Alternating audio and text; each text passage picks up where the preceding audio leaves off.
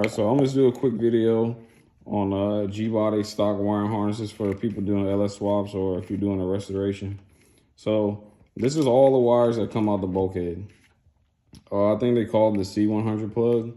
So most people know the two reds is constant hot. Most GMs of this year, this is an 85. Most GMs of this year running straight to the starter. But if you're doing a swap and you want to, relocate it, this is just going to be a constant hot. So battery, starter, whatever. The pink is distributor. Most people know that one. The purple is the small post on the starter for triggering the starter. So when you turn the key, it'll crank the cars, turn the starter. These are ones most people get confused about. Maybe not the green one, because green one is coolant. The tan one, so if your car came with a sensor or light, either or, this is the one that goes from your oil pressure sensor into the bulkhead to the gauge.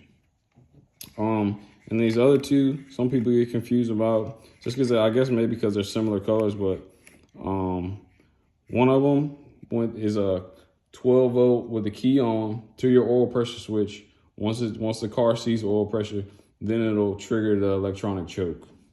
Then the other one is to your alternator wire. All right, moving down the harness. Then this is your green. This goes to your coolant temp. So moving down the harness, this is your oil pressure sensor plug. Some cars came with 2 wires. Some cars came with 3. Some of them came with 4. So this car came with 4. So to explain it a little bit, this car had electronic choke and the idle bump up for when you have the AC on. So this blue wire is the one that's going out to your electronic choke. This brown or black wire, whatever you want to call it, this went to your idle bump up. You don't need either one of these for your LS swap. The tan wire in here is the one that goes to your gauge or your light in the car. So this is the tan wire that's coming out of the bulkhead. And then the other one is the 12 volt also coming out of the bulkhead, the constant 12 volt coming out of the bulkhead. That goes to the oil pressure switch. Then once the car sees oil pressure, it will send the 12 volts out on this blue wire for your electronic choke. All right, next plug on the harness. This is your distributor plug. 2 wires, pink and white. This is what the plug looks like. The pink, straight from your bulkhead. We saw that earlier. And the white, I'm not 100% sure, but I'm pretty sure this was the tach signal for the original ECM. I couldn't even tell because this plug is burned up, so I can't really tell you what it looks like. But I'm pretty sure this is your tach signal to the computer. And that's it. They both come out right here together in the stock harness. It's a T, I took the T out. This is your alternator plug, standard GM stuff. This is the other brown wire coming out of the bulkhead at the C100 connector. And then this one will go to the post on the alternator, to the 2-pin connector, standard GM stuff, HVAC stuff. So this is your 4-pin HVAC control plug. This is 4 pins. It goes straight to the passenger side and it connects over there to your HVAC controls. So this red wire is for your high speed blower motor. This red wire is not one that goes straight back to the bulkhead. This one goes and splices in right here at your standard GM fuse from back in the day.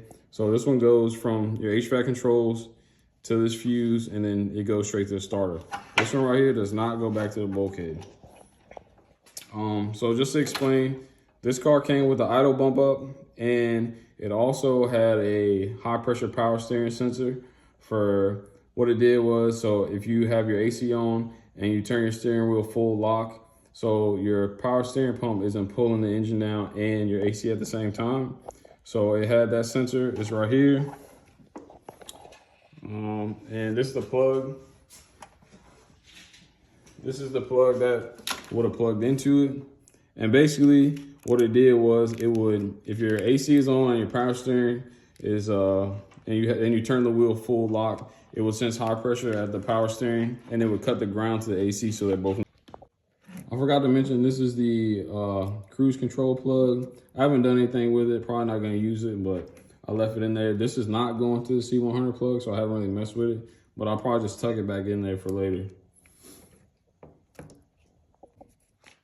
And then this is gonna be your purple coming out of the bulkhead of the C100. So this is for your cranking. So when you turn the key, it sends 12 volts to your starter, so the starter will turn. And then this is for the constant 12 volts, which is 2 wires right here. But it's also, if you trace it back right here, one of these is for your, one of these red wires is for your HVAC control, and then the other 2 are coming straight out the bulkhead. So that's gonna be your constant 12, whether you run it straight back to the starter or on a swap if you run it to a terminal board or straight to the battery. Just, if you cut these off, which I would, cut these fuses off and make sure you fuse it when you put your wiring back in. So that's the whole C100 connector. This is an 85, like I said, with idle bump up, electronic choke, power steering, high pressure switch. Yeah, 85 Monte Carlo. So yeah, that's all of it. And if you're gonna cut any of this stuff out that I cut out, just make sure you verify it first. That way you don't have to go back and do it. And I'm gonna cut these wires, some of these wires off later after I, verify, or not verify, but after I know the car is running. The only 2 things I cut out so far is the idle bump up and the power steering high pressure sensor. But a lot of these other ones are gonna get cut out. All the ones I got labeled. So those 2, this one for the tach unless you're gonna use it. Most people will run this pink wire to a key 12 volt source for your LS swap harness. I'm probably not gonna do that, but those are the other ones I'm gonna cut out. And then there should be a couple more. And then these, like I said, 1, 2, the high pressure power steering pump sensor, and then your idle bump up, which those will also come out. And that's basically it.